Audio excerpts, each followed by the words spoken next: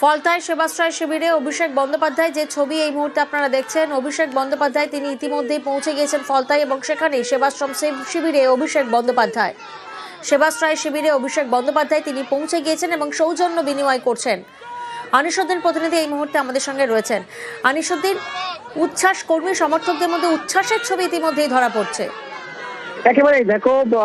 Sebashray 2 camp অর্থাৎ ফলতা যে বিধানসভা রয়েছে সেই ফলতা বিধানসভার ভিডিও সংলগ্ন হরিণডাঙ্গা মাঠে সেবাশ্রয় 2 ক্যাম্পের যে মডেল ক্যাম্প করা হয়েছে সেই মডেল ক্যাম্পে কিন্তু ইতিমধ্যেই ডায়মন্ড হারবারের সাংসদ অভিষেক বন্দ্যোপাধ্যায় তিনি এসে পৌঁছেছেন এবং তার জন্যই কিন্তু রাস্তার দুধারে একেবারে যে কর্মী সমর্থকরা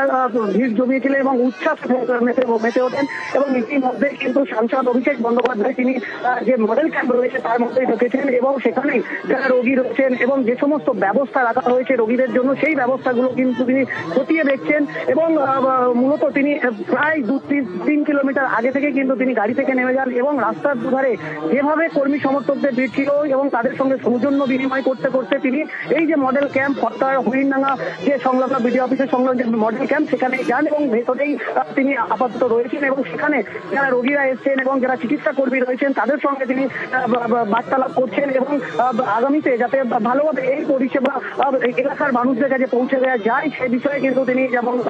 বিষয় ঠিক রয়েছে তার পাশাপাশি কিন্তু একেবারেই যে মডেল ক্যাম্প তৈরি করা হয়েছে একেবারেই যে স্বাস্থ্য মেডিকেল কলেজের আদলে